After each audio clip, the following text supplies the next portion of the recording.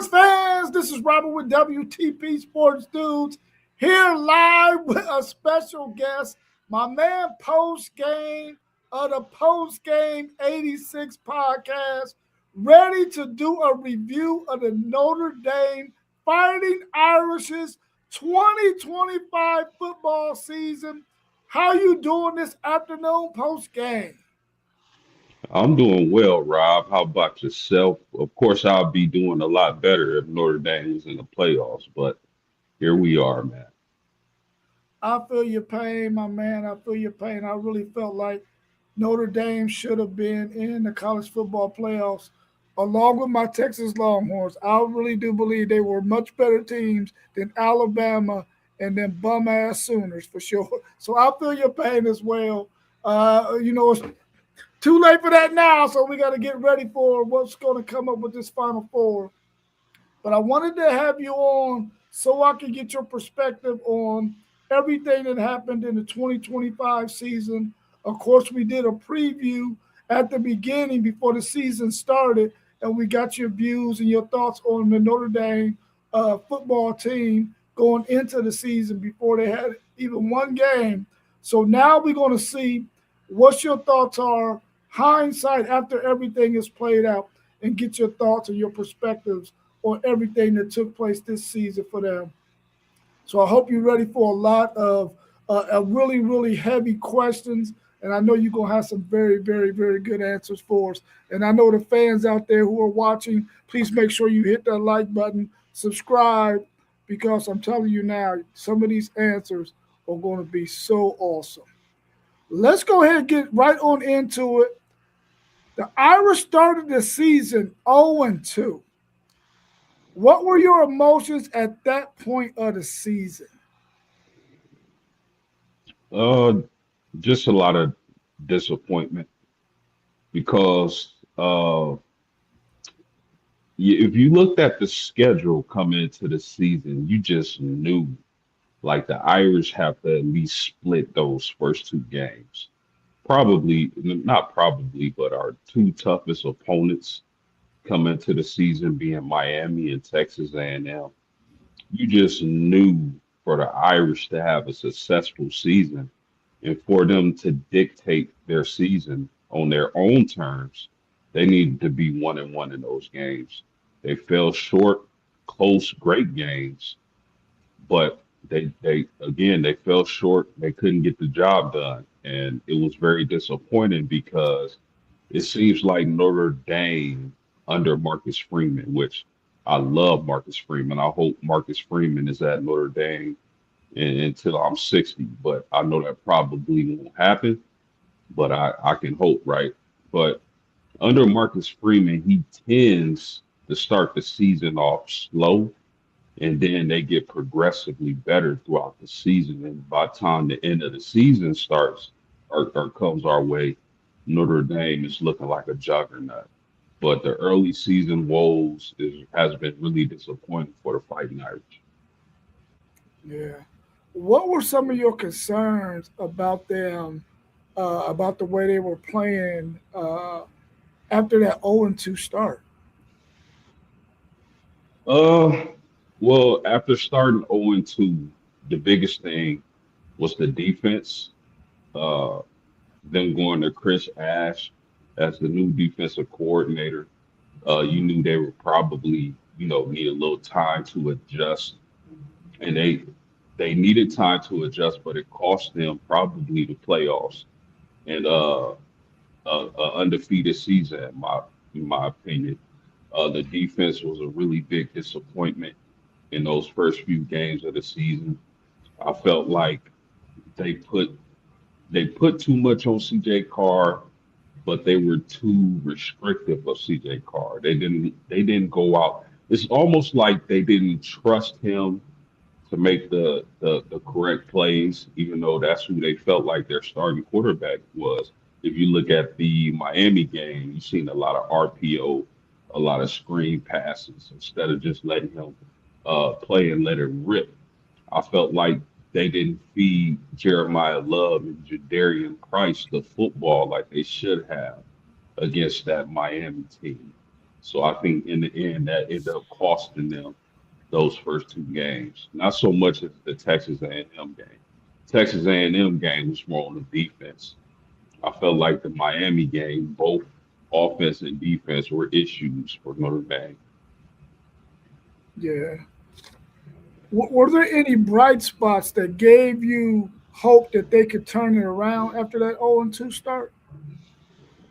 Yeah, absolutely. It was the fact that I knew this team was extremely talented. Jeremiah Love, Leonard Moore, guys like that, and I knew it was only a matter of time before they find that niche and turn it around because I knew what they were doing like to open the season and as they started off 0-2, it wasn't a talent issue. It was them adjusting to Chris Ash and being ready to play. Again, that's something Marcus Freeman has to figure out because Notre Dame being independent has to damn near be perfect for them to get in the college football playoff. We don't have or Notre Dame doesn't have a conference championship game to fall back on if they slip up in the season. Notre Dame has to be pretty much perfect. So I don't think it was a talent issue at all. I think most people who aren't biased would agree that Notre Dame had one of the most talented rosters in college football this season. It was the Chris Ash thing, and I think he eventually turned it around and got things going, and they were playing defense how me and myself and other Irish fans expected that defense to look as the season went on, but definitely not a talent issue. I think it was just coaching. Yeah, during the offseason, Notre Dame had one of the most tuned into quarterback battles in college football during fall camp between Yeah. CJ Carr and Kenny Minchey. How did you feel about CJ Carr winning the starting job at quarterback? And were there any second, like you have any second thoughts about, man, should they have went with Minchie over Carr? Yeah, well, I feel good about the CJ Carr decision. Uh, I think the decision was based on long term.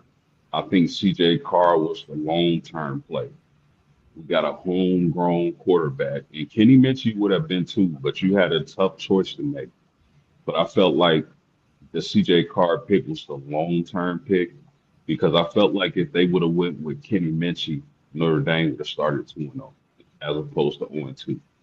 But you pick the guy with the higher upside in CJ Carr, let him develop into the quarterback you think he can be, and just roll with him. That was a long term pick.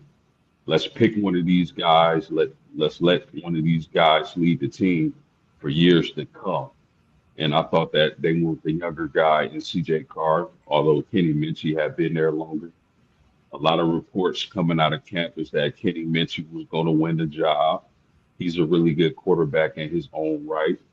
But I felt like Marcus Freeman went with the higher upside, the long term answer.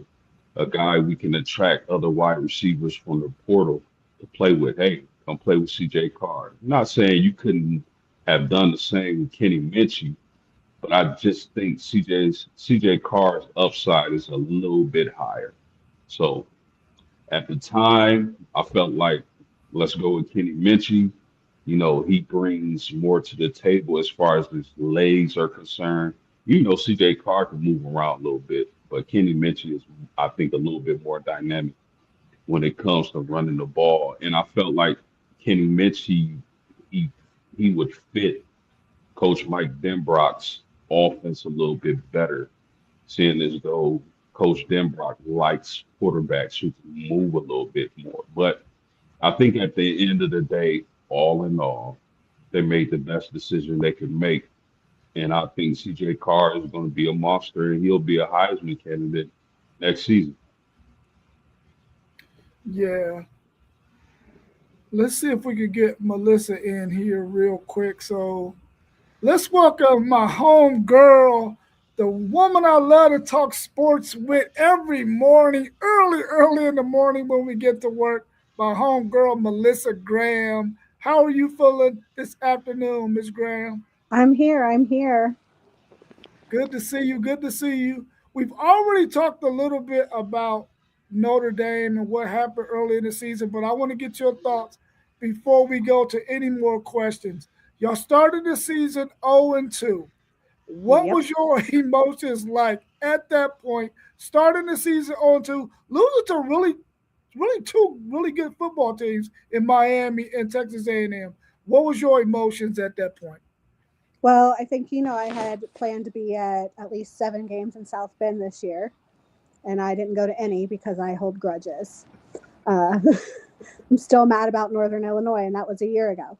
But, losing to two playoff teams, eventual playoff teams, by a total of 4 or 5 points, with a true freshman quarterback. He didn't take a snap with Riley or with Sam there. And so, having a veteran line, I think, really helped as well. And then God love our backfield of Jeremiah Love and Jadarian Price, and just what they could do. Going on a 10-game tear after those first two losses. I mean, did it suck? Yeah. But I think our line did a lot of improving those first 2 games. Our CJ did a great job learning from some tendencies that Texas A&M called out on film that got back to our coaching staff about the way his feet were lined up prior to the snap, whether it was going to be a run or a pass play. So that's something that it helped us out. I was not on the Chris Ash bandwagon for defensive coordinator at all the entire season. I still think I've got some things he needs to prove to me. We're losing some guys in the portal right now, and I'm not sure who we're getting in. I do know that they just gave Al Washington a promotion from D-line coach to the linebackers, which is huge. That's what he played. That's what he coached at Ohio State before he came over with Freeman. And so, that's kind of his background. And so, starting off 0-2 clearly wasn't ideal, but a lot of people forget that we're a year out from playing in the national championship game. And we beat a Georgia team and a Penn State team and an Indiana team who came out of nowhere last year under Signetti to get to that championship game. So all the pieces and puzzles were there. Unfortunately, we took those 2 early season L's, and um, it ended up biting us in the butt. It shouldn't have. I still, to this day, you and I have texted all week watching bowl games, which I just started watching. I've been on an ESPN SEC boycott. They're not getting my Nielsen rating numbers, not off my information. Um, but you can't tell me that we would not have beaten Texas Tech, that we would not have beaten Oklahoma or Alabama, or in a playoff situation. Like, give us a home game in that first week and let us see where we're at. We won 10 games. A lot of people are talking about strength of schedule and we didn't play anybody. Listen, you and I have had this conversation a ton at 7:15 in the morning of our school. Each conference has about 2 to 3 top level teams, and then it drops off from there. So I'm so sick and tired of hearing to get in the conference. You should be in a conference. Look at the SEC. They're 1 in 100 in bowl games this season already. I mean, Alabama just took a butt whooping. Whew. Yeah. That was sad and embarrassing. And I almost felt bad for him. Like, my heart was starting to break just a bit. And then I remembered that I didn't feel bad for them at all, actually. I thought it was hilarious. And so, coming into a conference, like, that's whatever. Our schedule's built. We got rid of USC because they're afraid of us and don't need a big game because, and I quote, we have Wisconsin on our schedule too. Not the Badgers. They went 7-5 this year, 6-6. So I mean, again, you're trying to replace us with a Wisconsin team when we've been 11-1, 10-2, 9-3 the past 3 years with a brand new head coach. And so picking up BYU, I think, will be big for us. Unfortunately, schedules are set years in advance for us, and we hated to lose USC. They'll be back. They'll want us. They'll need our numbers. They'll need us for another decent game. But we're not out there scheduling 4 or 5 MAC teams to play it, preseason before we get to our regular schedule, or what would be considered a um, conference schedule. So we're out there playing who we can get and the best of who we can get. And I think we've got Texas coming up. We've got on a home and home. We've got BYU on a home and home. I think Bama's on the horizon. Clemson, I don't really know how they think about that anymore. I don't know what's going on down there with Dabo and Clemson, but that's another typically a big game that we can get in. And so unfortunately we're stuck playing those 5 to 6 ACC games, which depends on the year and how they're doing in their conference as well. But I've heard nothing but, oh, you should be in a conference, and oh, you guys are down bad. I've heard it from Michigan fans, which is hilarious to me because I'm like, come on, folks, let's be real. And with all the coaching changes and things like that, so it'll be interesting to see, what the years to come look like with our schedule. But this year, we lost those 2 games, and it hurt, and it turned around to bite us in the butt. But I think a lot of people are understanding now that, crap, they were the real deal, and they really maybe should have been in that playoff situation by the end of the year. And we're bringing in guys again. We're in the portal already. I'm hearing Nick Marsh is coming to visit the beginning of the week. He'll be there for 2 full days. I think his schedule said he was at Southern Cal for 1 day and Indiana for another day, maybe Penn State for a day. I'm hearing we've got some defensive guys coming in from the portal on visits and things like that. I know that the Biles kid from Pitt is in the portal. We'd really like to get our hands on him. I feel like that's my personal request, is to get another DB in there that we can get to rotate with ours, because Drake Bowen just said he's coming back for his senior year, but we've lost some defensive guys. And so we've got to kind of really pull up with that and get some numbers going on that. But who knows what next year will bring. Unfortunately, I've kind of turned off my football stuff for the year, and I'm focused on basketball. But August will be here before you know it. The spring game will be here before you know it, and we'll figure out what we're doing from there. Yeah, for sure, for sure. I saw you mentioned about those 2 dynamic running backs y'all have. How do you both feel about the success that y'all had this season with those 2 guys, and what skill sets stood out to y'all about both of those running backs? You can go first on this one, Post, and then we'll go to Melissa. Well, it's great to be on with you, Melissa. I'll be surrounded by all these other teams. It's a great feeling to be on with an Irish fan. So Oh yeah. that's what's up. Jeremiah Love, just a freakish, once in a generation athlete, man, at the running back position. Here's a guy who has great vision, great balance, home run speed. He's strong. He has a high IQ. Jeremiah Love is a generational talent, and it's a darn shame that we were robbed of seeing him in the college football playoffs. Along with Jadarian Price, man, he has a lot of those qualities. He's not as he doesn't have quite the home run speed as Love, but he makes up for it with his vision, his strength, his balance. Just 2 all-world running backs for the University of Notre Dame, and I'm sad to see them go because I believe if y'all can recall last season, Jeremiah Love wasn't 100% in the playoffs, and he still made it to the national championship game. I just wanted him to have another crack at it, being fully healthy, and we would have seen you know, what that would have equaled out to. But Notre Dame wasn't given that chance. But the running backs, Jeremiah Love, Jadarian Price, Jadarian being more of the slasher, Jeremiah Love being the versatile back who can kind of do it all. Just 2 elite prospects. And we know that because Mel Kiper has them 1 and 2, according to his running back rankings in the NFL draft. So they'll be sorely missed. And I hate the way their careers ended at the University of Notre Dame. They should be playing in the playoffs. Yeah. What's your thoughts on those 2 guys, Melissa? I love them to death, and I agree that you know they should still be playing. They should have had that chance. Without Jeremiah Love playing at whatever percentage he was playing last year against Penn State, that 4th and 1 conversion does not happen. I mean, he willed himself with 5 Penn State guys on top of him and just got that first down for us to continue to go. And then, some theatrics at the end of the game there. But Jeremiah, in my opinion, is more of our bruiser. He's going to run between those tackles. He takes 2 or 3 guys to get down. He's low to the ground when he runs, and he's hard to bring down.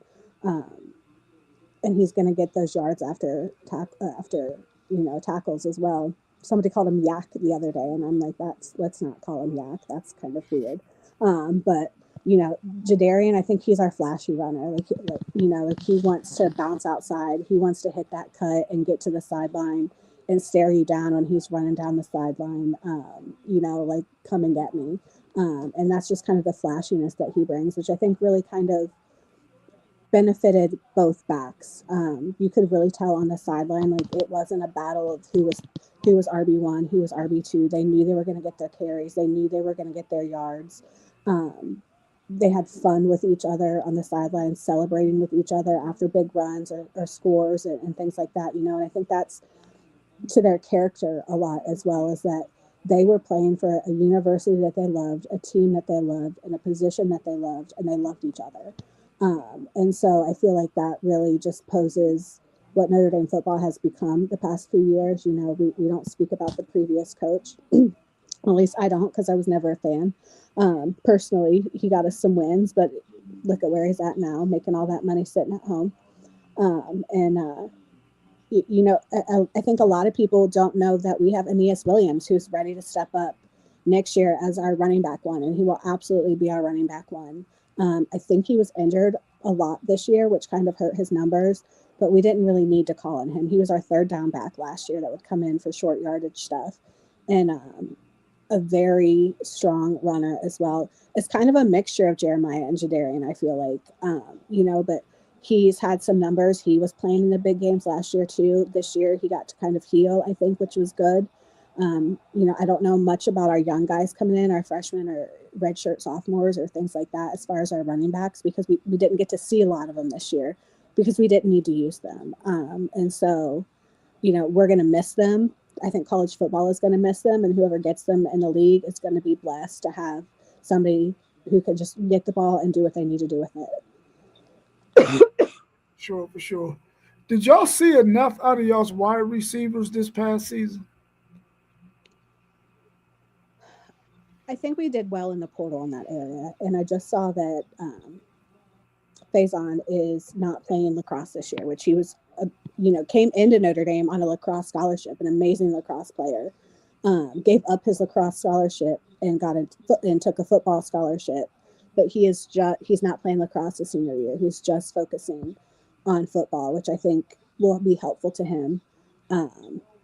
He was really great with some catches, had some really great catches this year. I think this year, Will Paulding really stepped up for us. And I think he's got one more year. I might be wrong.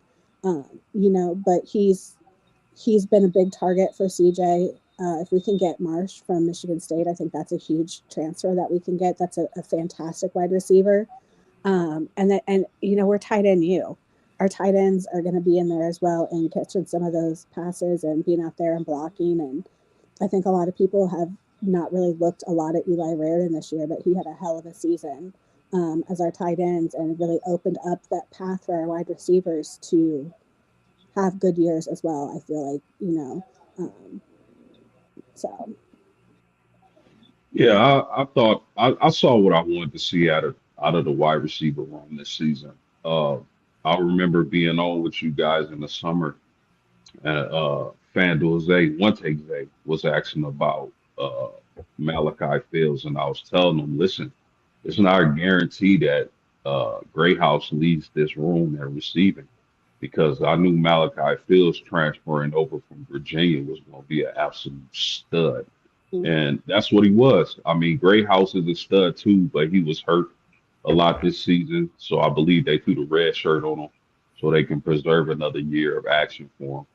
Uh, Faison, man, Jordan Faison. You mentioned him not playing lacrosse this year.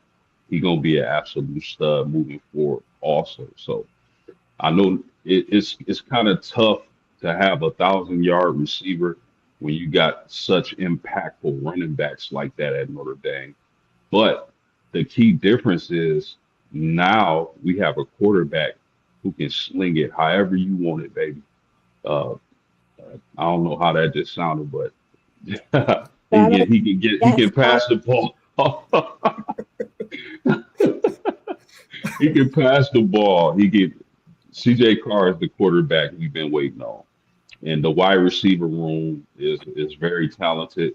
I think Melissa mentioned Nick Marsh from Michigan State. If Notre Dame can grab him out the portal, that would only be the icing on the cake. mm-hmm. I still think there'll be a balanced team. Melissa mentioned Aeneas Williams, along with a few other of those young quarterback or running backs in that room, a very elite, talented running back room.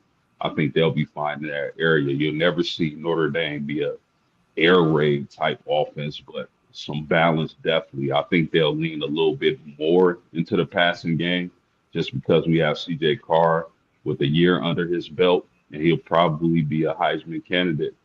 But that wide receiver room is fine, man. It's really talented. They add Nick March again. That's just the icing on the cake. Yeah, I think Yeah. you kind of nailed it too when you mentioned CJ. There's clips going around. Kenny Minchie is supposedly going to Nebraska out of the portal, which is, I couldn't be happier for him. He was QB2, and there's a lot of clips going around from the Here Come the Irish that Peacock posted, and seeing Marcus tell Kenny that we're going with CJ, and just the emotion with the way that he stuck behind Riley, he stuck behind Sam when Sam was there and was with um, CJ this year. Like, he's going to do well wherever he is, and we can't be happier for him. He gave us 3 years of backing up quarterbacks, where he could have really gone and started any other program, I feel like. So, props to Kenny as well. But, CJ kind of also realizing that, he can take off and run sometimes too. He doesn't have to stay in the pocket, really opened up things, which I feel like if you've been watching the games this past week, quarterbacks are staying in that pocket and not getting rid of the ball or not taking off and running, and it's costing some games. So kind of having a quarterback that is open to, putting himself out there a little bit too, it is just going to continue to benefit us as well. Yeah, I agree. You both mentioned Chris Ash early in this interview. Let's talk a little bit about him. And Why? how much was his defense keeping you up at night? And what were the issues in the beginning of the season that you saw about his style of defense early in the season? He was set up with the best defense in the country when Al Golden left. Nothing needed to change. We just needed to come back in like it was the week after our loss to Ohio State in a championship game. In those first 2 games, I really just felt like he was trying to put his own spin on things, and it looked as if our boys had no idea where they were supposed to line up, who they were supposed to, who were they matching up with. Coverages were just off, and it wasn't working. And so for weeks, I was on the fire Chris Ash bandwagon.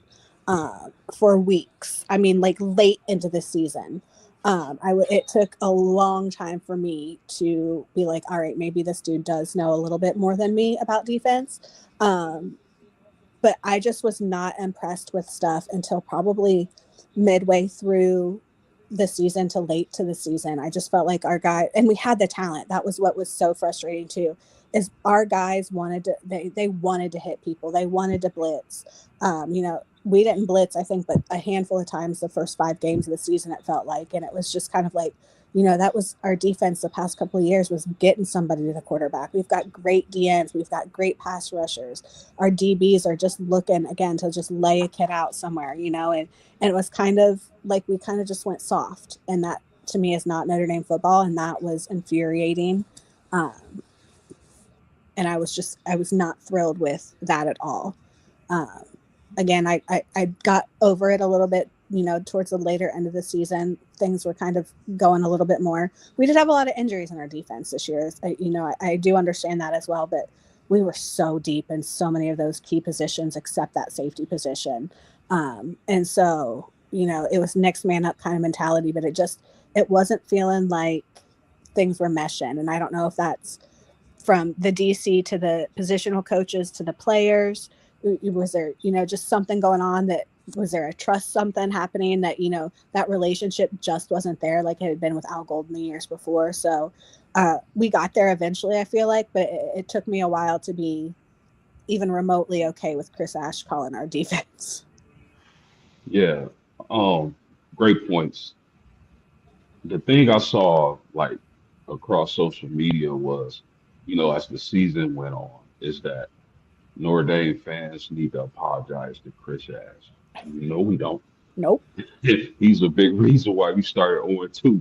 So yeah, you finally got it together, but yet and still we still started 0-2 and it eventually cost us the playoffs. But I would say early on, the way the roster at Notre Dame is built on defense is for the defense to be aggressive, not to sit back in the zone. Mm-mm. I think he was playing too much his own early on, and the kids, the young athletes were trying to adjust to that. You parlay that with some injuries, some key injuries in the secondary. Devontae Smith being one of those guys at the nickel cornerback position. Mm-hmm. And I just think you know, that aggressive style that Marcus Freeman likes to play, he kind of abandoned that early on. And then another thing, we get torched by Malachi Tony. Why does it take you so long to switch Leonard Moore, your best cover corner, Mm-hmm. move him into the slot so he can cover their best offensive weapon? I just think uh, they weren't ready. I don't think they were ready to play early on. I think maybe Chris Ash had the defensive guys a little confused, trying to learn different things instead of sticking to what worked and then slowly, giving them different pieces of your defense as the season went on. But I felt like they should have kept their man coverage principles, let those linebackers and safeties be aggressive, which gave them so much success last season. So a little bit too much zone coverage for Notre Dame's defense early on. What do y'all help? What do y'all think helped turn that defense around later on in the season? About midway through the season, it was really clicking. What do you think helped turn that around? Exactly that. Uh, Playing more of a man. When you got corners like Leonard Moore, uh, what's the corner opposite of Leonard Moore? He slips my mind right now. The true Alyssa. freshman. No, no, no, no. The guy who had the big interception against Penn State to that game. I don't know why his name slips my mind. I can see But it, but I can't think of it right now either. uh, so when you got corners like Leonard Moore and our other starting corner, right? You don't let them man up, man. Uh, Let them go man to man. They're going to do a great job against receivers man to man. They don't need to be sitting down in zones, man. I'm telling you right now, that's what cost Notre Dame a lot early. Yeah, no, I agree. I feel like trying to do too many different things, a lot of zone coverage and previous DCs, even before Al Golden, it's been a man to man defense, because we have that talent and speed in, in our secondary. And so sitting back, sitting in soft coverage, like you said, Malachi Tony just tearing us up, um, and nobody figuring out how to stop it, I think was frustrating. I think Freeman was frustrated with it. Um, but being the head coach and the guy that he is, I'm not going to push blame. I'm going to take blame, especially being a defensive minded guy. Um, but I think, Marcus kind of got in his ear and said, listen, this is Notre Dame. This is what we do. Fix it. or I can possibly see him taking over the calls or giving a co-defensive coordinator position to Mike Mickens, who I thought maybe should have been the coordinator to begin with. Yeah, I agree with that. So yeah, I kind of lost your as I was trying to think of the quarter's name. I kind of lost your question, Rob. My bad. But I think what turned it around, and I don't think Marcus Freeman would ever say this publicly, but I think he got in that defensive room. Okay, this is not how Notre Dame plays defense. This is how we're going to play defense. And then you start to see the defense round into shape probably after the Purdue game. Probably, I would say the second half of the Purdue game on, they look like a totally different defense. If you looked at our summer preview of the team, like that's the defense you started to see. Aggressive pass rushing, aggressive blitzing, hitting, hurting people, lock up man coverage. That's the Notre Dame defense we started to see as the season went on and they ran off 10 straight by an average of 30 points. Yeah, I think that Arkansas game too was really a page turner in our defense as well.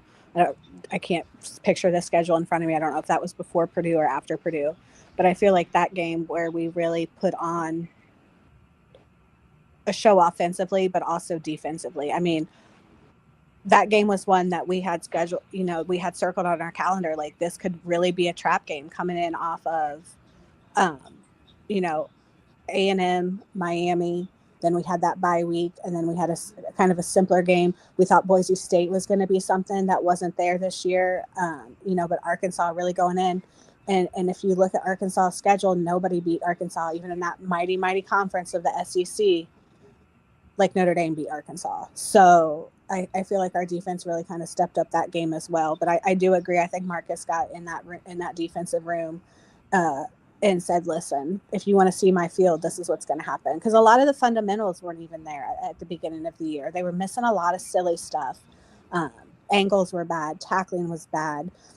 Just timing in general was bad. And so I think he kind of got back to this is Notre Dame, hit somebody. You know what I mean? Like form tackling. Just getting back to the fundamentals, I think, was key. Yeah, for sure, for sure. Who would y'all give y'all's offensive and defensive MVPs to from this past season for those Notre Dame players? It's pretty easy for me. On defense, I'll go Leonard Moore. Unanimous first team All American. On offense, I'll go Jeremiah Love. Unanimous, unanimous first team All American. So for me, pretty easy picks, seeing as though they unanimous first team All American. Yeah, I'd probably go the same with a close second on offense being CJ. And maybe even our O-line. Our O-line this year was solid, moving some people around, losing our starting center, who just beat Alabama yesterday and won the MVP of the Rose Bowl, Pat Coogan. And he came off the bench last year because our center was injured. And, being able to move I think our big guys around on the line to different positions with injuries, we didn't miss a beat offensively in that situation, I think, which really helped pave the road for Jeremiah to be able to just go and do his job and for CJ to be able to do his job. And then I don't think Drake gets enough credit as being the green dot for the defense and the DBs. But once our defense got cracking and got going, I think he did a really good job of constantly having everybody where they needed to be and kind of that captain on the field for our defense that struggled a lot of the year. So that would kind of be like my top two choices. Yeah, I'm glad you mentioned the injuries on the offensive line because along with those that you named, Billy Scrout missed some time. Charles Jagasaw with a freak accident before the season started and played one down.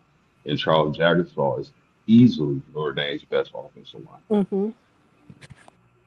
Yeah, I know earlier post game you had mentioned that the Titans should probably get Bain from Miami for their defense. I would prefer Leonard Moore. We need a lockdown corner, bro, that can keep wide receivers for receiving for 100+ yards a game, 2 tutties on us. That's what we need. But There's I only like one Bain problem. too. There's only one problem with that, bro. Leonard Moore not draft eligible. Oh, are you serious? Yeah, we Oh man, wow. Well, we got another year to wait then, but we need to get him. That's for sure.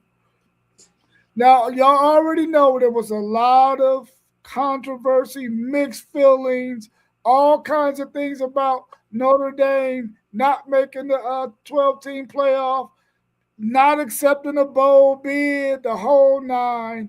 Give me your case for why Notre Dame should have made the 12-team playoffs and why you feel like it was okay for them not to go to a bowl game.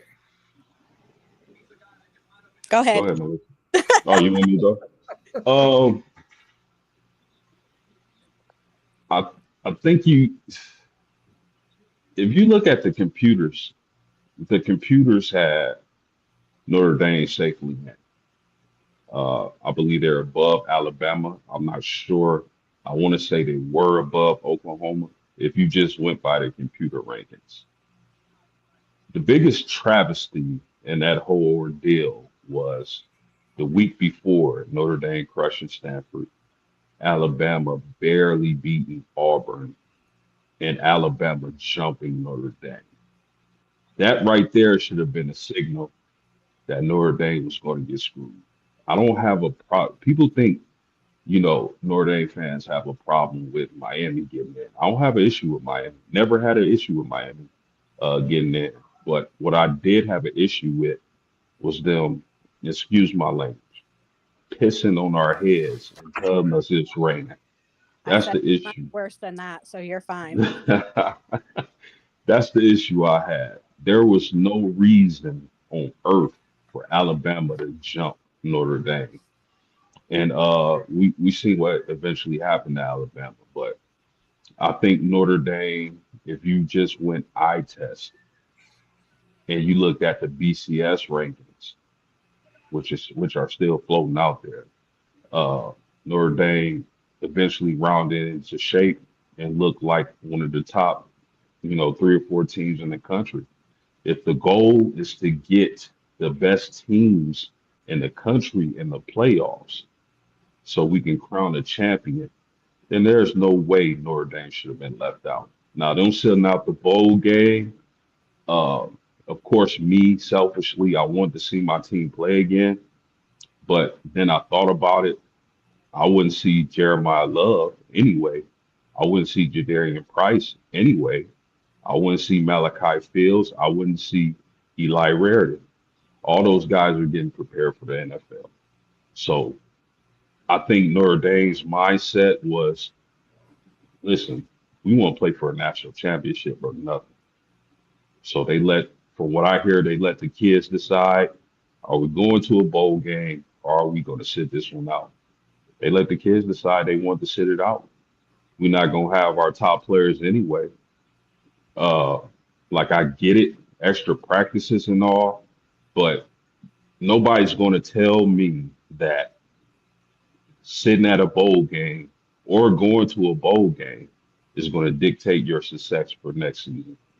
So I mean, and then the fact that they got to stick it to ESPN and cost them millions of dollars for sitting out the Pop Tart Bowl, which is funny. You Melissa, you know what's so funny is that all you heard leading up to the bowl games was all your team is going to play in the Pop Tart Oh yeah, Bowl as an insult. right. But then Notre Dame says no to the Pop Tart Bowl. Oh, you guys want to take your ball and go? Like, which one is it? Mhm. Yep. So I had no issue with them sitting out. If for nothing else, just to stick it to ESPN one time. Mhm. Yeah, I was on my way home from North Carolina on that Sunday and damn near wrecked my car when my phone starts blowing up. I'm getting texts. People are like, they didn't get in. And I'm like, what? I'm like, stop messing. Like, I'm 30 minutes from home. Stop messing with me. And they're like, no, they didn't get in. They put in Oklahoma and Alabama. So I'm on the phone with my dad in hysterics crying because I'm like, they didn't put my boys in. What are we doing? And then I turn into straight anger at the SEC and ESPN because I'm going to be 100% real. It's the SEC and it's ESPN. Um, the committee chair was the athletic director from Baylor who got fired. So Hunter Yurachek, the AD from Arkansas, took over. Well, we beat Arkansas so bad that he had to fire Sam Pittman. I love Sam Pittman. I think he's a great guy. I think he's a great coach. I felt bad for him. Sorry, we beat your team by 40. And you know, the SEC and that family, or whatever Brian Kelly said, it family or what, I don't know, but they want to prove that they're the best conference and get so many people in it, and it proved to bite them in the butt this year, and I couldn't be happier. Oklahoma got beat, Alabama got beat, Georgia got beat, so now you're left with Ole Miss. You know, which, whatever, Lane Kiffin's still getting his money from Ole Miss being where they're at in the playoffs right now. Because again, if I'm a coach, I'm going to work for LSU because they're going to pay me for everything. They're just that dumb. You know, a lot of people have been talking to about the stipulation that is in the contract for next year, that if we are ranked in the top 12, we're automatically in. I think that's good for us. I think our AD killed that contract, and every athletic director and everybody at ESPN knew about that before it came out publicly. I don't know why it was hidden. But watching games, you can't tell me that Notre Dame wouldn't have beaten Oklahoma by 40 last week, or that we wouldn't have beaten Alabama by 30 this week, or we wouldn't have beaten Texas Tech, or, you know, I understand James Madison having to be in and Tulane. And again, I'm not even upset Miami got in. I think they should have been in. I think there was room for both of us in there. I think Alabama getting in was an absolute joke, and they proved that by barely beating Oklahoma for a second time in 3 weeks. And then, you know, Indiana just tear them apart yesterday, which again made my heart so happy. But I think things have to change. Again, I said it when I first got on here. Conferences are a joke. It's all about money. And in the world of NIL, why do we need a conference? If you're going to schedule Kent State, Akron, Miami of Ohio, OU to play your first 4 games, what does it matter if I'm going out there and we're scheduling Clemson, we're scheduling A&M, we're scheduling Texas, we're scheduling Alabama, and we're losing those early season games? Where, you know, strength of schedule doesn't even matter anymore. So looking at overall records and things like that, like, I think you really got to go straight back to the eye test. Like, we needed and deserved another chance at Texas A&M or Miami in one of those playoff games. We would have gone to Miami again. We would have gone to A&M again. It's not a big thing. I think we, again, were robbed of our ability to prove to the committee that, you know, selecting the top teams was their job, and they did that. And they didn't. They failed that tremendously. As far as opting out of the Pop-Tart Bowl, I laughed. I originally thought it would be the Camping World Bowl, the Cheez-It Bowl. But I felt like the Pop-Tart Bowl was just a slap in the face. Mostly because it's before New Year's, just after Christmas on that Saturday. The way that Pop-Tarts has kind of taken over that with the sprinkles on the helmets and on the side. Like, nobody's putting sprinkles on a Notre Dame golden helmet. I promise you that. Marcus Freeman is not taking a big bite or dancing out of a giant Pop-Tart or dancing with a person in a Pop-Tart costume. Kalani Sataki, you did it, dude. You're a big guy. I know you enjoy that blueberry Pop-Tart. I'm happy for you. Marcus Freeman would not be caught dead doing that. Give us a bowl game on New Year's Eve, on New Year's Day. Give us something. The Citrus Bowl, it used to be, you know, something worthwhile. Give us something that's on one of those New Year's 6-day bowl games that used to be, you know, all of that time. Shoot, even put us back in the Tony the Tiger Bowl. At least it's on New Year's Eve day. But I think playing before New Year's Eve was a smack in the face. I think our players felt disrespected by that. And I appreciate that they were given the choice from the staff to say, if you want to play, we'll play. We understand there's going to be a lot of opt-outs. If you don't want to play, we're behind you too. And again, Ron can tell you, I didn't watch a single football game on ESPN until probably, I think I did turn the Pop-Tart Bowl on just to see the score, because I wanted to see what Tech and BYU were doing. But until I was at my dad's house, New Year's Eve day, did I watch my first bowl game on ESPN. So they Yeah, lost numbers, they lost money, you know, and that was my big old like to them, because you did this. It's all about you. It's not about the 12 best teams in the country. Uh, and here we are now. yeah. So let me say real quick, Vance 305 in the chat.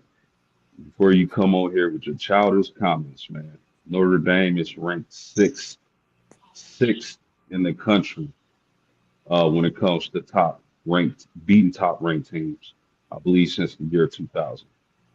So keep it moving. I got two more questions for y'all before we wrap up. The It's a first good thing one I is, can't see chat. oh, you can't see that? Uh-uh. Good, good, good. One of which is what y'all mentioned earlier about joining the conference. Give me your pushback on those who are saying that Notre Dame needs to join a conference. And then my last question for you will be, what's your thoughts on them moving away from the ACC? Oh, yeah, man, this dude, man. Somebody, is anybody in the chat with a wrench? Smack this dude upside his head with a wrench. Get him out of here. Uh, you call somebody a chump on the internet, man. I can't stand people nowadays. But anyway, uh, it's stupid. Like the to me, the conference thing is stupid. Listen, it's like this because Notre Dame's tried in the past to join conferences. Folks said no. So this is a capitalistic country, right? So let's just say, for example, Melissa and Rob have a business and they're in the business of making shoes. And I come to them with my business plan. I want to join y'all in making shoes. Y'all tell me no. Okay. And then I go on my own and start my own shoe business. And it's successful. And then after I become successful, y'all come to me and say, that's not fair. We have to share our profits with each other. You're getting all the profits. You have to join us now. Every time I hear somebody say Notre Dame joined the conference, that's what plays in my head. It's to me, it's an advantage. It's an advantage, and it's harder to stand on your own. And when you're in a conference, you always have the conference to fall back on. Notre Dame is just them, and people are mad, and I will never understand why. They are mad Notre Dame mastered the art of being independent when y'all wouldn't let them in the party to begin with. Imagine telling somebody you wouldn't let them into something and they will on their own and built it, and now you mad at them. Like that doesn't make any sense to me. Now, will it come a day where Notre Dame has to join? Maybe, but anytime soon, no. I think the fact that Notre Dame feels like they were played this year, I think they're more bullish on their independence. It's just it's so much people don't know and understand when it comes to Notre Dame's independence. Like part of the reason they're independent is because of bigotry, with them being Catholics. You know, nobody. I bet majority of people saying Notre Dame needs to join the conference doesn't know that Notre Dame ran the KKK out of South Bend. Didn't know that. So, I mean, people just need to get over it. Notre Dame's going to be independent. Uh, y'all kicked them out. Y'all sent them to the y'all sent them to the wolves, and mad that they came back with the heads of the wolves. So I'm bullish on Notre Dame's independence. I hope they continue to stay independent. Uh, they're gonna schedule games all across the country like they've been doing, which helps them with recruitment. Uh, they're super financially stable. Independence in football has a lot to do with that. So I just don't understand, like, for another culture team to comment on Notre Dame's independent. Worry about your situation. You know, I hate pocket watchers. Worry about your situation. Look at Texas Tech. They head coach talking about Notre Dame's independence. and he's supposed to be getting ready for a college football playoff game, and they get destroyed. So, I mean, miss me with it, man. Yeah, I love that analogy, and I think you kind of just hit that last point on the head there. This entire bowl season, everybody's talking about us. Oh, say something about, oh, Notre Dame should be in Notre. We should be. You're right, but you're talking about us. You're talking about us. You can't leave Notre Dame out of the picture because you're so concerned about what we're doing. Don't worry about us. We're not joining a conference, and a lot of people forget that we're in the ACC and every other sport except football and hockey when we're in the Big Ten. So we're in a conference, just independent in football. And that allows us to, again, open up our schedule to go play across the country and play in all of those big, bad conferences that are so, so good, that are, again, top heavy. The Big Ten. I went to college with Matt Campbell, even greater guy than he is a coach. It's going to take him a few years to get Penn State back to where Penn State needs to be. They're not going to be a top level team in the Big Ten. Michigan, it's going to take Willingham a few years. He's got to, right now, he's recruiting the hell out of Bryce Underwood to get him to stay. I mean, Northwestern's got a brand new coach. Michigan State's got Pat Fitzgerald, where he's going to be, turn that back into a decent program. It's going to take time. We don't have to worry about other people telling us what to do and how to manage our things because we manage it just fine. We are our own brand. We are, a lot of people don't realize too, and I think we talked about this in the summer post game too, and I think you didn't like the game, but I'm a big proponent of keeping Navy on the schedule every year. They bailed Yeah, us out. They yeah, bailed us out.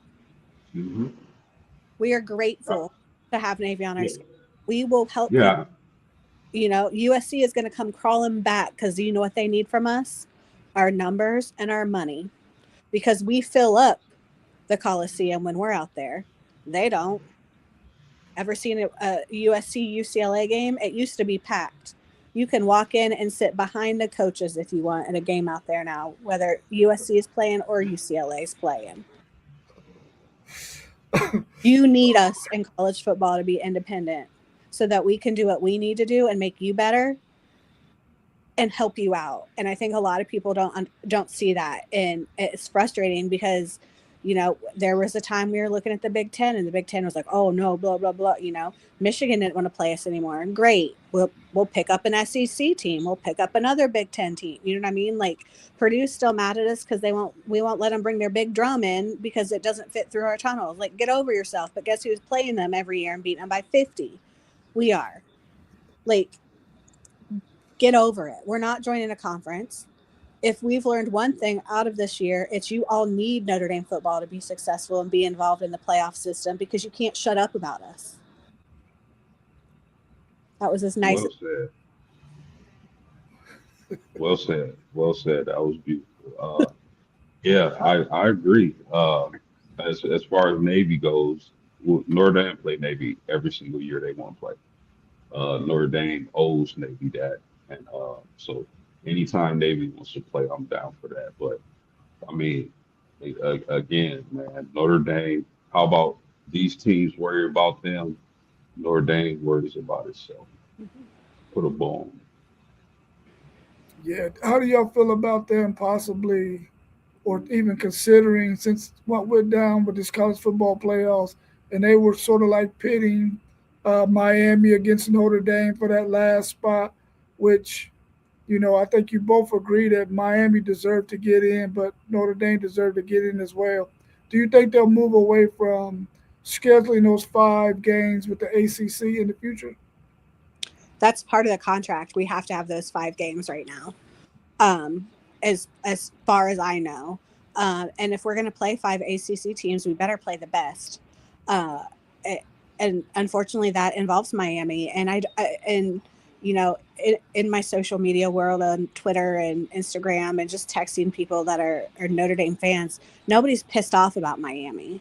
It was Oklahoma and Alabama that really made people upset.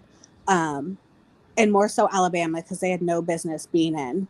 Um, so I don't think anything's going to change. If we trying to schedule the best of the best of the ACC is our only worry about that, and it's just 5 games. We get 7 games to pick from other places. Yeah. Yeah, I see. That's a really good point you made, Melissa, because a lot of people don't know is Notre Dame doesn't. They don't get to choose the ACC teams they play. The ACC chooses those teams that Notre Dame plays every year.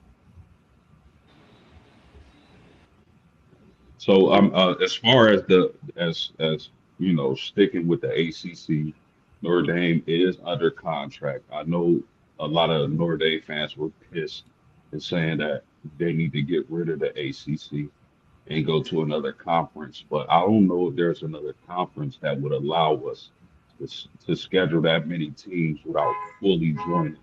Hold on. Yeah, I don't see another conference. The Big Ten isn't, because they've wanted us for so long. They want us in all or nothing, and that only benefits the Big Ten, to be honest. I mean, it gives a top 3 to 4 solid teams the entire time, the entire season. But not getting to schedule and choose who schedules the ACC games. They thought NC State was going to be a lot better than what they were this year. And they came in and we manhandled them. Miami week 1, I would have loved to have a shot at them even week 4 or 5 to kind of come back at them and see where we're at. It just kind of all depends. It's just like in every conference. I mean, nobody thought this year Penn State was going to shit the bed, and they did. Nobody thought that Alabama was going to lose to Florida State, and then Florida State was not going to win a game for the foreseeable future, for what it feels like. I mean, and same with your Longhorns. Like, nobody expected Arch to struggle this much, and they lost a couple of games. So it's a year by year thing. When we can only do the best we can with our schedule, and by doing that, we have to win games, and we lost those first 2 games, and it sucked. And I think we've learned from that, and hopefully next year we come out and instead of going 0-2, we go 2-0. Yeah, I've always been one who has always said that I think Notre Dame plays the toughest schedule of anybody in college football. We can't get upset with them because the team is down that they schedule. Because when you see the teams on their schedule and you know what those teams' history is, you like, dude, that schedule is off the chain. It's gonna Mm-hmm. be tough. You just don't know if those teams are gonna be down. But I've said that forever that Notre Dame plays the toughest schedule in college football, I barring think none. that Syracuse game had a potential to be really, really decent too, and then Steve Angeli gets hurt. And we struggled in that game. We struggled against BC. And so I think it just kind of it's a day by day, game by game process. Pitt, I will play Pitt every year because it's not a conference game, so it doesn't matter to Pat Narduzzi. So I will beat him by 150 every year. I don't care. But we have the potential to have really decent games that would be considered conference. We're not playing.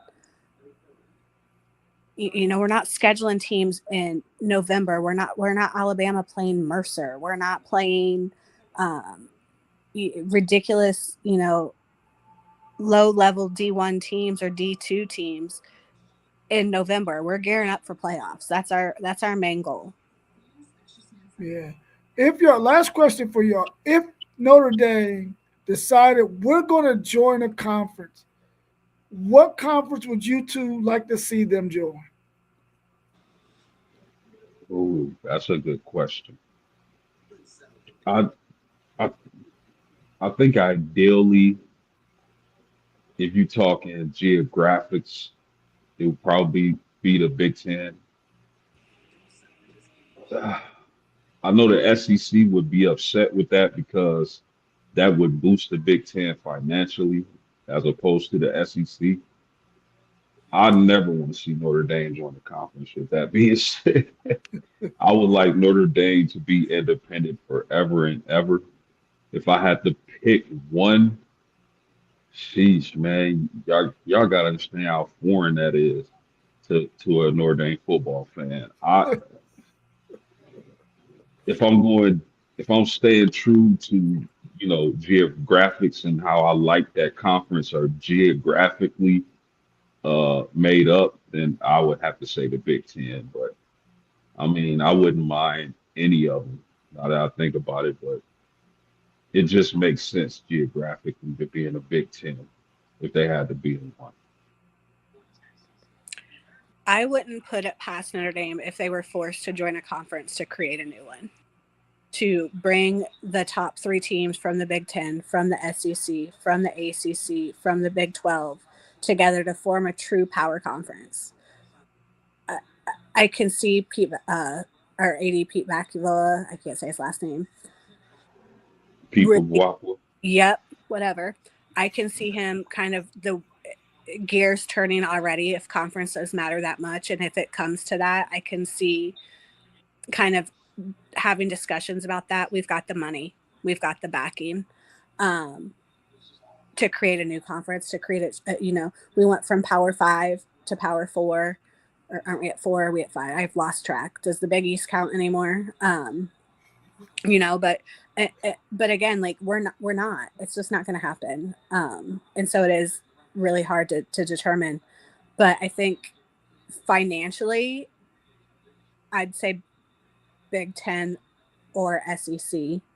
But I just don't see it happening. I mean, geographically, it doesn't matter now. I mean, you've got Stanford and Cal in the ACC that are literally on the West Coast. And then, you've got UCLA traveling farther from UCLA to Rutgers than any other team has to in the country. USC, Washington, and Oregon. It's just, but it's no skin off our nose because we travel those games anyway. We go play on the West Coast. We go play in the South. We go play in the snow. Like, it doesn't matter to us. We're just looking for good teams to play and who want to hit hard and play ball. Yeah, well, I think we all agree that the Golden Domers is the Golden Goose. Every conference would love to have Notre Dame in their conference. I appreciate y'all joining me today and going through this 2025 season review of the Notre Dame Fighting Irish season. I appreciate y'all. Hopefully, I can catch y'all again. Everybody out there that's watching, make sure you subscribe, hit the thumbs up button. Make sure you hit that notification bell because anytime we're going to go live, you can get notifications that we about to go drop some bombs. And we want you to be there with us so that you can tune in. So I'll see y'all soon. Melissa, I'll see you in a couple of days. This break is winding down. And I know. post-game, I'll probably see you tomorrow morning on the next podcast. Yes, sir. Melissa, you got to join us again for the preview for next season. Brown's got my number. I got you for sure. All right, y'all. Have a good one.